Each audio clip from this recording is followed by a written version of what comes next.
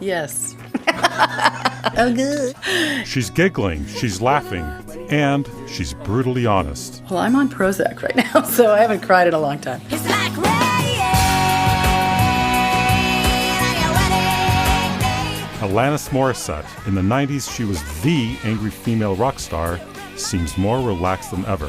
When we meet her in Munich, she speaks to us openly about anxiety, addictions, and depression. Got to be medicated in the right way.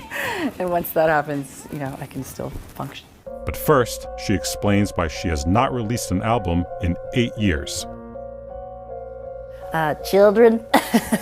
I wanted so badly. I've had professional and artistic fulfillment my whole life, and personal fulfillment was elusive for a while. So I got married, and I have 3 children. Each child is like 50 records times a million. So I've been writing, in the little moments at 4 in the morning when I can. But this record that's coming out right now is written over the last couple of years. Her new studio album, out now, is, typically for Morissette, ruthlessly frank. On the first single, Reasons I Drink, the 46-year-old tackles everyday addictions.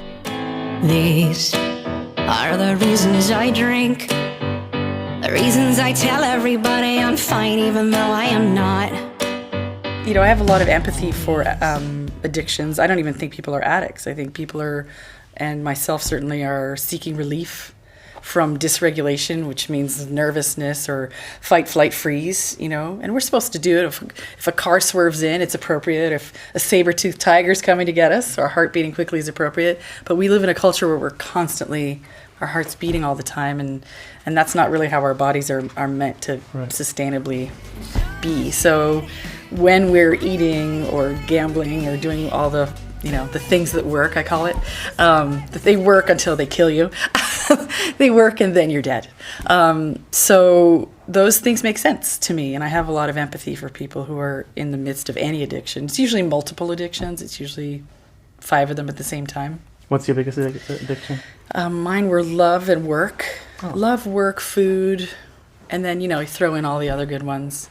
Some of the harder things I couldn't do just because I was too much of a workaholic. So They had to be enough. They had to be the perfect addictions so that I could keep working, which, still addiction. And workaholic is almost an understatement. She started her first record company at age 10. By 17, she was already a teen pop star in Canada. So, one might ask, why not on drugs and totally, How do you know I'm not on drugs? I'm tripping right now. No, I'm happy to be alive. I think some people explode. They act out. Some people implode. I'm more of an imploder. I'm more passive aggressive. And that's a lot of the songwriting has helped, because if I wasn't expressing myself, I was probably going to get sick and terrible things would happen. As it turns out, terrible things did not happen in 1995. It was, rather, the start of a stellar career. Her international debut album, Jagged Little Pill, sold more than 33 million copies. 25 years later, that still doesn't feel real. It feels like 25 minutes in some ways, and then it feels like a whole other lifetime. I don't even remember. But the good news is that I can still sing these songs with conviction, so that helps. I think if I weren't able to do that, I just wouldn't perform them. It's like rain on your wedding day. It's a free ride when you've already paid. Gave people permission to feel.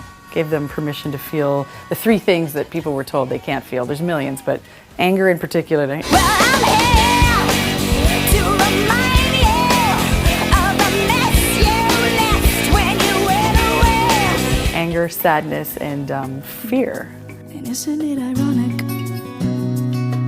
Don't you think? We try to hide that. I do.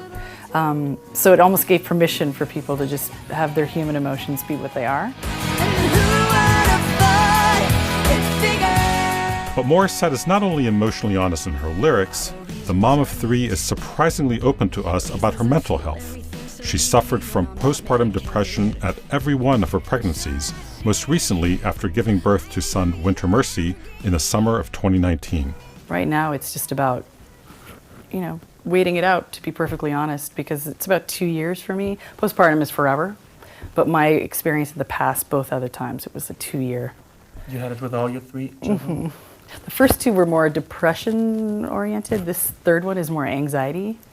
So I just, got to be medicated in the right way. And once that happens, I can still function. What helps you? Medication? Being honest, having a few people around me who understand. So when my moods are up and down, they just go, okay, we love you. Keep going. Morissette remembers that after her first 2 childbirths, there were times where she couldn't bring herself to leave the house for days. I feel everything so deeply when I'm not medicated. That's the depression one. All right. Anxiety is more just the thoughts, the invasive thoughts. They're horrible. So I'm aware of how to manage that, but at the same time, just know that it's PPD and that it'll go away and there's a light at the end of the tunnel. A light full of hope that shines utterly clear on such pretty forks in the road. I think it's one of the longest titles. Is it? Is it? Supposed to. Oh, it has more syllables. Yes. Okay. It's Damn one it! extra But it's got more words. right there. Supposed to. So it's in the zone. In the zone. Of obnoxiously long. For me, that title represents the junctures. The choice points of, to get married or not, to move, to say yes or no to certain career things, to decide to take care of oneself.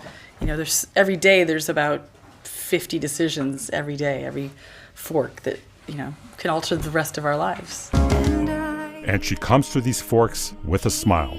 Is that her survival strategy? Yes. Yes, it is. It means that I've been told over the years, it's survival strategy too. Some people, like me, are very people-pleasing. Some people are very combative. Some people just dissociate. I do that too sometimes. So we all have our survival strategies, and mine, since I was quite little, was to be suffering but smiling. And I'm not saying that that's a positive thing to do. Sometimes it's fine. But as a way of life, it wasn't helping in my relationships or my relationships with my own self. A question and a short answer. A happy day begins with? A happy day begins with silencio. A happy day ends with? Silencio! The last time I laughed my ass off. Silencio. No, just kidding. Last time right now, working with EJ. No, there's a lot of laughing. It's how touring, it's how the working can keep going. If I'm not laughing, I can't keep going. The last time I cried? Well, I'm on Prozac right now, so I haven't cried in a long time. But I will the second I'm off it. I cry every day, hopefully. It's kind of like my kids, their witching hour is, I think adults have witching hours every day too. So the more often I can cry, the better. But I haven't in a while, unfortunately. Now there are reasons for tears of joy. Alanis Morissette's new album, and of course, 25 years of Jagged Little Pill. Looking back after a quarter of a century, anything she would tell young Alanis today? One thing I would tell my younger self is that she's doing great. And I would get really specific. I think I'm really obsessed with developmentalism. And one thing that I think we as parents and caregivers can do is really reflect with words. Like, wow, you're really smart. Wow, that was really funny. Wow, your brain works quickly in that. So just I would encourage receiving more feedback that is supportive to her. Because I was just in a vacuum a little bit. Thank you so much. Thank you.